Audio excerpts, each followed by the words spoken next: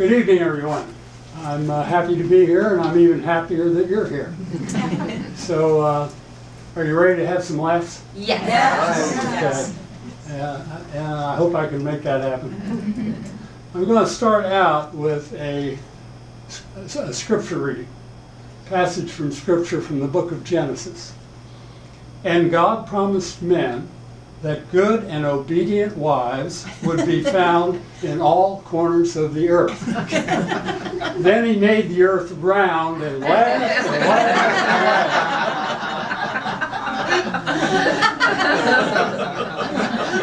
laughed. I was going to do a one-upmanship with Mary recently. And so I said to her, God made a man before he ever made a woman. And she said, well, sure he did. All great designers do a draft copy before they do a masterpiece. 50 years ago, this couple had a golden anniversary, 50 years of marriage.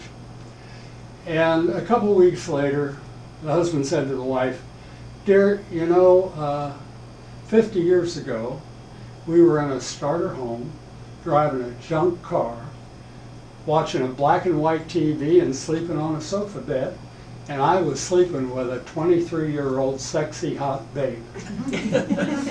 He said, now 50 years later, we're in a $1 million home, driving a BMW, watching a 100-inch color 4K TV, and sleeping in a king-size bed, and I'm sleeping with a gray-haired 73-year-old grandmother. And she thought for a minute, and she said, dear, you go find yourself a 23-year-old hot, sexy babe, and I will make sure that you're living in a starter home, driving a junk car, watching a black and white TV, and sleeping on a sofa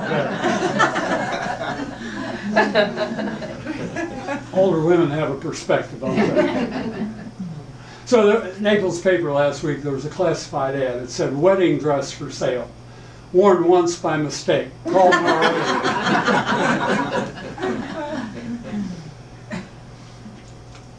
Another husband-wife story. This husband gave his wife a bracelet that was really beautiful. And she, was looking at it, impressed with it.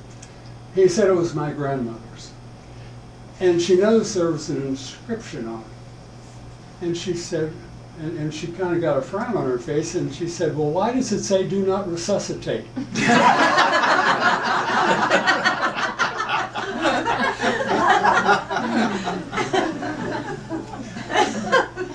Remember when Procter & Gamble, remember when the electric toothbrush came out?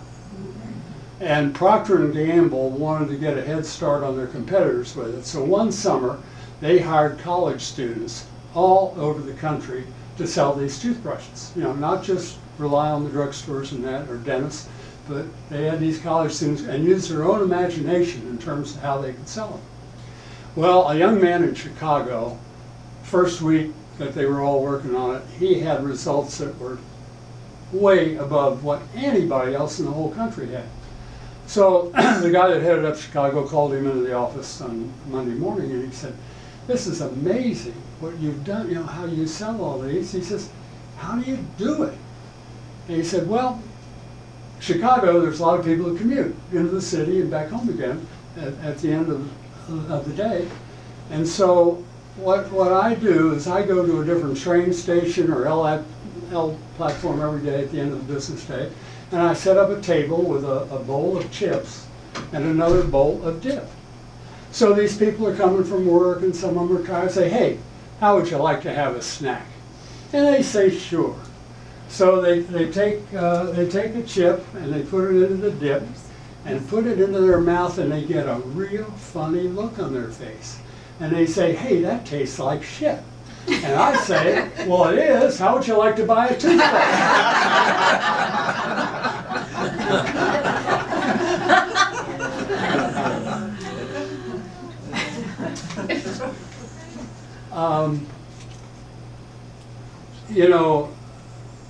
Some of you are grandparents, I believe. And there's a saying that grandparents are so easy to operate that even a child can do it. So this one little granddaughter had 4 sentences that she used to great effect. Sentence 1, I saw it, I liked it, I told Grandma, I got it.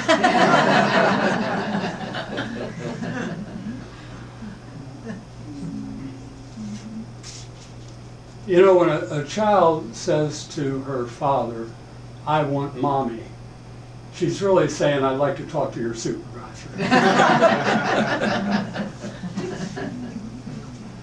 This little boy, you know, there's different approaches to parenting. And this little boy says to his mother, I feel like you're always making up rules and stuff. And she said, well, like what? And he said, well, if I don't keep my room cleaned up, a portal will open and I'll be sucked out into another dimension. And she said, well, that's what happened to your older brother. And his eyes get big. He says, what older brother? And she said, exactly.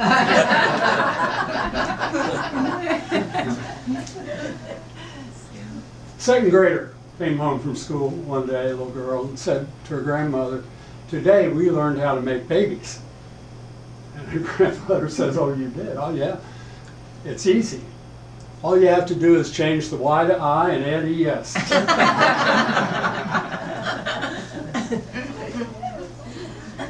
So little Johnny was in the 4th grade and he was out on the playground. And a teacher supervising the playground heard him say the F word. And she called him over and she said, Johnny, that's a very vulgar word. You should never use that word. Where did you hear that? He said, well, I heard my father say it. She said, oh, that is just terrible. He should know better than to say that word in front of you. You don't even know what it means. He said, yes, I do. It means the car won't start.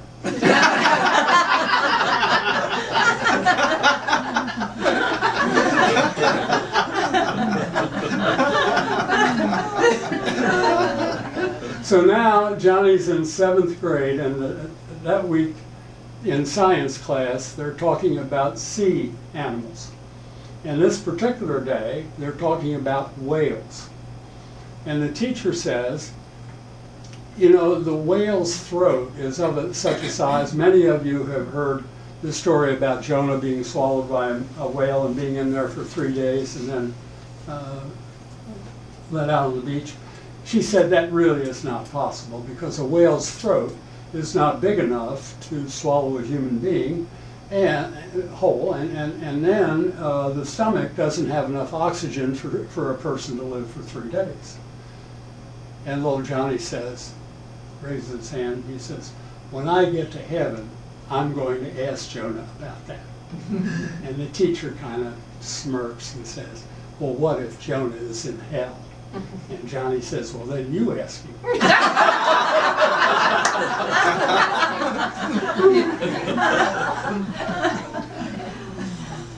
I was having lunch with a Jewish friend a couple weeks ago.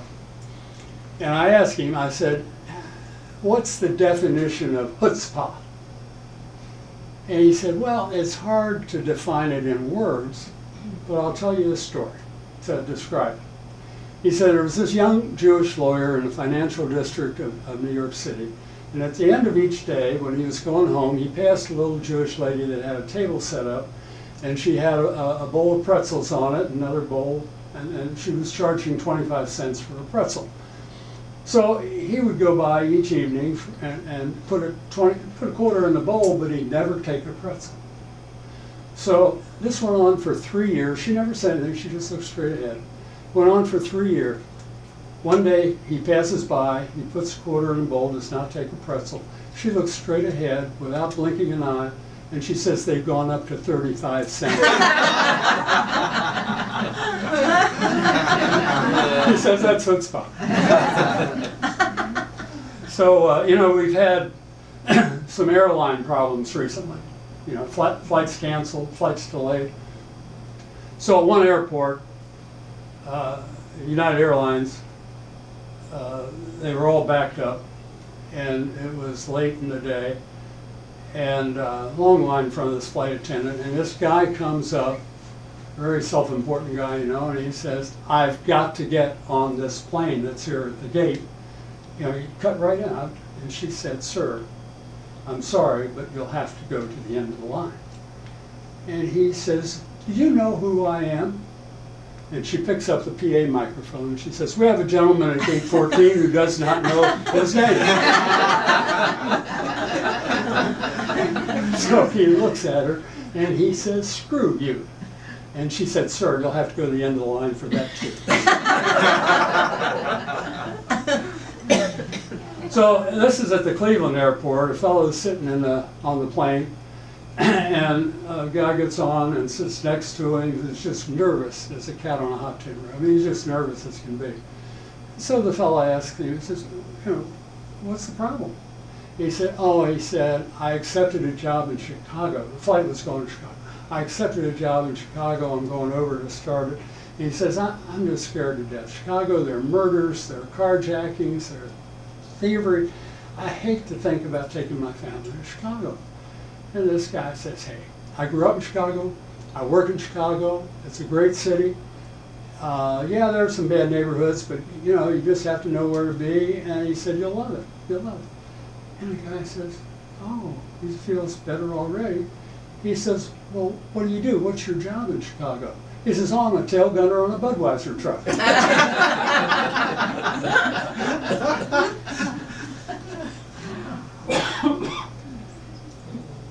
Okay. This little old lady went shopping once a week.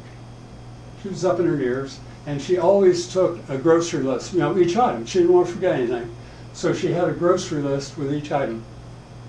And then she'd cross it off. When she got the item, put it in her cart, she'd cross it off. Third item on her list was Bermuda onions.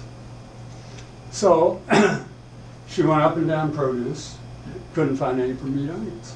So she went up to this young man that was there, and she tapped him on the shoulder and says, "Pardon me, young fella, but could you tell me where you keep those nice big juicy Bermuda onions?"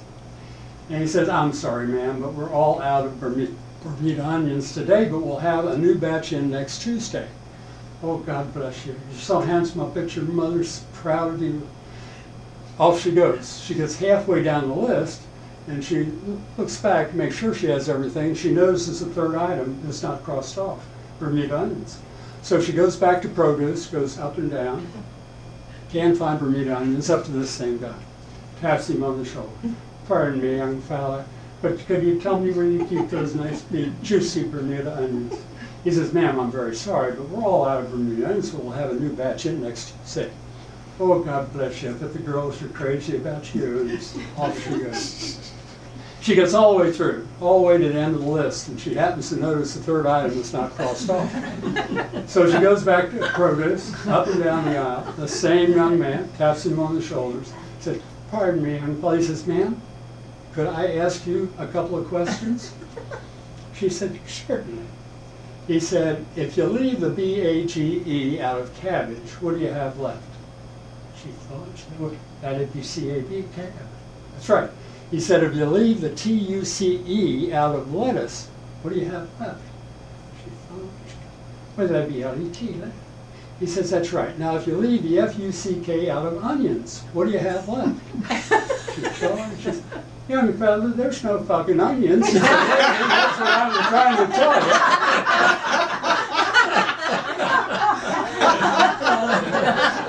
Hey, you've got a great audience. I have one more story. One more story. This is about Archibald Solbrook. And Archibald's father was an executive in Chicago, and they lived in a North Shore suburb of Kenilworth. And he went to Sears School, which is a public school and really top-notch. North Shore has very good public schools. Sandra Hannafin taught at Sears School for several years. So he gets a new job, a promotion and a new job in Greenwich, Connecticut. So when he goes up there before the family moves, everybody in Greenwich says, "Hey, public schools up here are not like they are in the North Shore of Chicago. You have to put him in a private school." And they gave him some recommendations, and he interviewed, chose the school. Moving day, took Archibald over to the school. introduced him to the headmaster. The headmaster said, thank you to the parents. He says, I will personally take Archibald down to his classroom and introduce him to his teacher. Thank you. Okay, so he takes Archibald down and introduces him. The teacher says, welcome Archibald, we're delighted to have you. I have a chair, desk right here in the front row for you. And Archibald sat down and he said, Archibald, we have a process for introducing ourselves. And I'm going to ask you to introduce yourself, but first of all, I'll ask William Dempsey to come up and introduce himself using our process. Archibald said, certainly. William Dempsey comes up, stands straight and tall, blue blazer, rep tie, gray slacks, shine black shoes. He said, class, my name is William Dempsey. That's W-I-L-L, will, I-am, I-am, will, I am, Demi, D-E-M, dem, M, dem, I am, dem, will, I am, dem, S-E-Y-C, Dempsey, M, Dempsey, I am, Dempsey, will, I am, Dempsey. Class, my name is William Dempsey, and he sat down. Archibald, teacher said, Archibald, can you introduce yourself to the class using our process? Archibald says, certainly, teacher. Archibald got up in front of the room, standing straight and tall with his blue blazer, rep tie, gray slacks, shiny black shoes. Said, class, my name is Archibald Solbrook. That's A-R-C-H-R-C-H-I, Archibald, bald, eyebald, Archibald, A-S-S-A-S, bald ass, eyebald ass, Archibald ass, O-L, oh, asshole, bald asshole, eyebald ass, Archibald ass, B-R-O-K, Brook, old Brook, asshole Brook, bald asshole Brook, Archibald asshole Brook. Class, my name is Archibald Solbrook, and he sat down. Hey, you've been a great audience.